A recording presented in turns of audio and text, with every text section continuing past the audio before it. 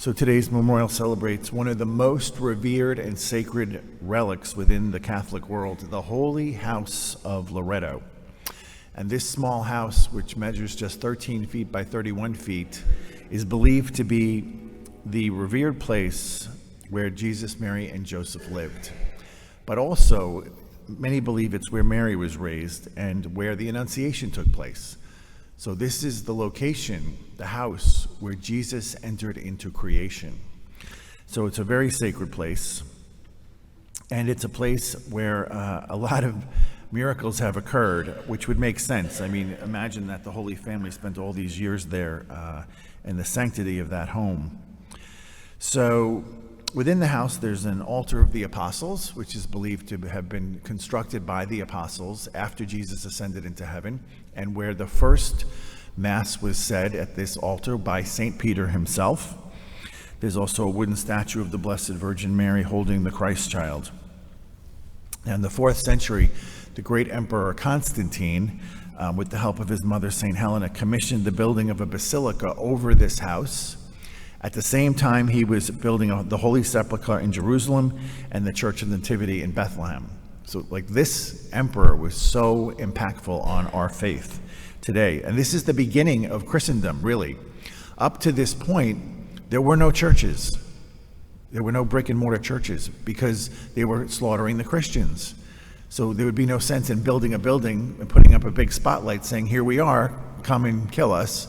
So this is the beginning of the church building actual houses of worship through this emperor. However, there's always been a fight against evil, and in the 7th century, with the rise of the Muslims, they started attacking Christendom and trying to destroy it, and it's been going on ever since. But from the 7th century right up to the 13th century, battles took place over this region century after century after century. Sometimes they were successful in destroying many of these great places, but the Holy House always remained. Then something miraculous happened. On May 12th of the year 1291, angels lifted the house up and transported it over the Adriatic into Croatia in one day. It was in the evening, actually. There were locals that saw it. And when it arrived, they saw the altar with the cedar statue of the Blessed Virgin Mary holding the Christ child.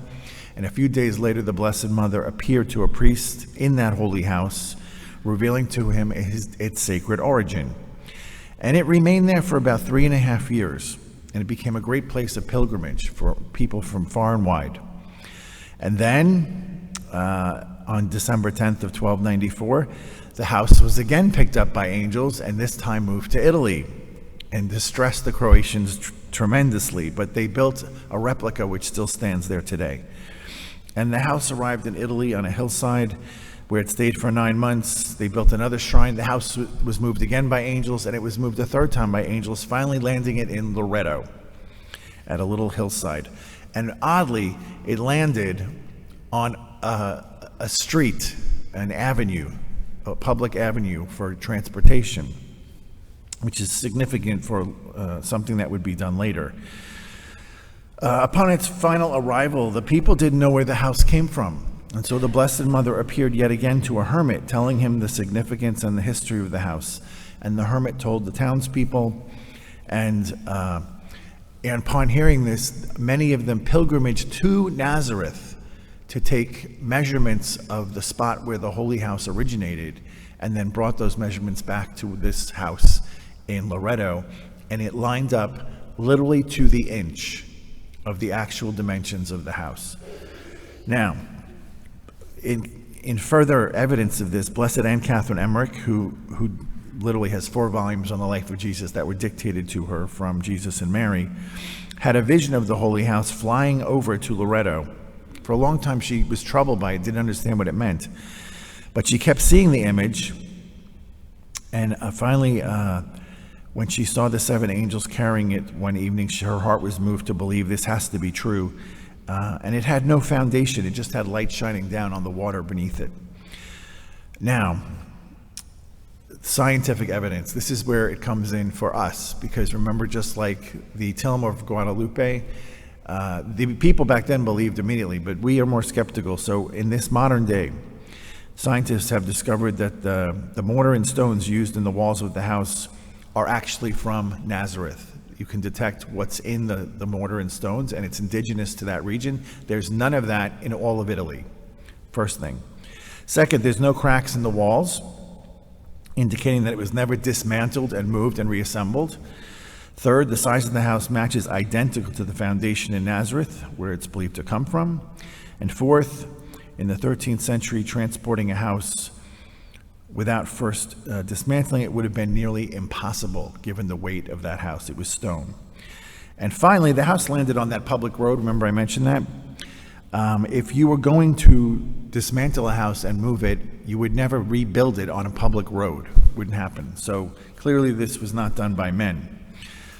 Which just adds to us one more time that there's like things that Jesus does and his and the Trinity and Our Lady to bring about, light a fire in our own faith for these things, and that we would come to know them. Over the centuries, more than 150 saints have visited this house.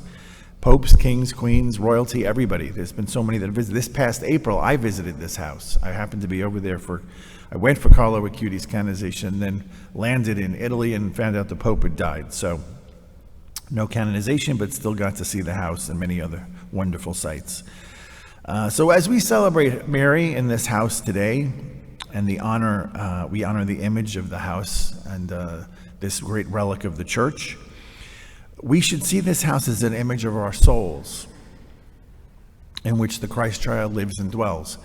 And we should also remember that the charity and every other virtue lived out within the walls of that home can also live within our own hearts, and it should permeate our lives, our families, our parishes, our cities. And really, it should be the yeast that infects the whole world, bringing forth God's goodness, virtue, and holiness everywhere. And it's only through the prayers of the Blessed Virgin Mary and the grace of her Son that this can most definitely be accomplished.